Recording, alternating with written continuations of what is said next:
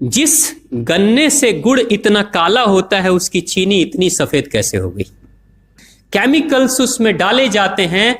और मैं एक चीनी मिल के अधिकारी जो मैनेजर है, मैं उनकी बात आपको बता रहा हूं। उन्होंने कहा कि मुझे लगभग 12 साल हो गए चीनी मिल में काम करते हुए, और जब से मैंने काम करना शुरू कर दिया चीनी मिल में, तभी से मैंने घर में चीनी लाना ही बंद कर दिया। मैं तब से अपने बच्चों को चीनी खिलाता ही नहीं हूं, जबकि नौकरी से सैलरी वहीं से मिलती है, मगर चीनी नहीं। मैंने कहा कि आखिर कौन सी घटना घटी जिसके कारण से आपने ऐसा किया। तो उन्होंने बताया एक छोटी सी घटना कि चीनी मिल में जो ये पानी निकलता है ना, चीनी के बनने के बाद उस प्रोसेसिंग में जो पानी निकलता है, उस पानी में वो सारा केमिकल भी मिक्स रहता है, और उस पानी को चीनी मिल वाले लोग अक्सर एक टंकी में जमा करके रखते हैं। ये सभी चीनी मिल वालों के पास में होता है, आप भी कभी जाएंगे तो आपको भी पता चलेगा। वो टंकी में वो पानी रखा जाता है, लेकिन रोज रोज प्रोसेसिंग हो रहा है, रोज चीनी बन रही है, रोज बहुत सारा पानी आ रहा है, तो आखिर कब तक एक टंकी की क्षमता है ना, कितने दिनों तक वो टंकी खाली रहेगी। भर जाती है, भरेगी तो फिर क्या करेंगे, खाली करना है। तो क्या किया था चीनी मिल के लोगों ने, सोचा कि छोड़ो ना, अब कहां जाएंगे उसको फेंकने के लिए कहीं दूर, क्योंकि अब उतनी बड़ी टंकी जिसमें हजारों गैलन पानी है, उसके लिए ट्रांसपोर्ट में कितना खर्च आएगा, तो बेहतर होगा रात के अंधेरे में कहीं खेत में डाल देते हैं।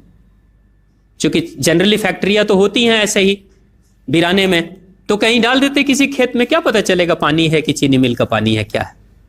तो ये सोचकर मैनेजमेंट वाले लोगों ने रात में ही उस पानी को खेतों में छुड़वा दिया, और नतीजा ये हुआ कि उस खेत की सारी फसल जल गई, मिट्टी बंजर हो गई।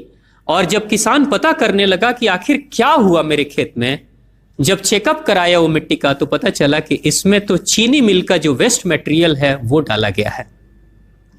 तब उसको खबर मिली कि हां, किसी स्टाफ ने बताया कि हां, हमारे चीनी मिल से ही पानी डाला गया था आपके खेत में, और पूरी मिट्टी बंजर हो गई। उसने केस कर दिया और चीनी मिल वाले को मुआवजा देना पड़ा लाखों रुपए। तभी से वो स्टाफ कहते हैं कि जो मिट्टी को बंजर कर दे वो इंसान के शरीर में जाए तो क्या करेगी। उसी के बाद से मैंने अपने घर में चीनी लाना बंद कर दिया। और सच्चाई है, लगभग अगर आप देखेंगे तो अंग्रेजों के आने के समय अंग्रेज पहला चीनी मिल इन्होंने भारत में ही लगाया था। पहला चीनी मिल भारत में ही अंग्रेजों का लगा, और अंग्रेजों ने चीनी की शुरुआत की। भारत के लोग गुड़ खाते थे, चीनी नहीं खाते थे, उन्होंने बहिष्कार किया, बिल्कुल नहीं। लेकिन चीनी और चाय पत्ती दोनों के लिए लोगों को तैयार किया गया था। चाय पिला पिलाकर फ्री में, चीनी के लिए तैयार किया गया और चाय के लिए भी तैयार किया गया। अंग्रेज ने जब से यह शुरू किया है, और पिछले 50 वर्षों से हमारे समाज में चीनी खाने का प्रचलन बहुत तेजी से बढ़ा है, और उसी समय से भारत के लोगों के बच्चों के शरीर में कैल्शियम की कमी होनी शुरू हो गई है। अगर कोई मां, अगर कोई बहन जो गर्भवती हो, गर्भकाल के दौरान अगर चीनी का सेवन अगर कोई बहन कर रही हो, तो चांसेस ज्यादा होते हैं गर्भपात होने के। कोई मां अगर बच्चे के जन्म से पहले 1 साल पहले से ही चीनी छोड़ दे और सामान्य भोजन करे, अपना ही दूध बच्चे को पिलाए, और कम से कम 5 साल तक बच्चे को चीनी ना खिलाए, खुद को चीनी ना खिलाए, उस बच्चे को कभी भी ऑस्टियोपोरोसिस की समस्या नहीं हो सकती। कैल्शियम की कमी उसके शरीर में कभी नहीं होगी। चीनी जब जाती है आपके शरीर में, तो बाहर जब निकलती है तो अकेले नहीं निकलती, कैल्शियम लेकर निकलती है। चीनी कैल्शियम लेकर निकलती है, हड्डियों को गलाकर निकलती है। और जिसके शरीर में कैल्शियम की कमी हो जाती है, उसके शरीर में मैग्नीशियम, पोटेशियम, आयरन सबकी कमी हो जाती है। कैल्शियम वो तत्व है कि जिसके शरीर में कम हो जाए, सारे तत्व कम हो जाएंगे।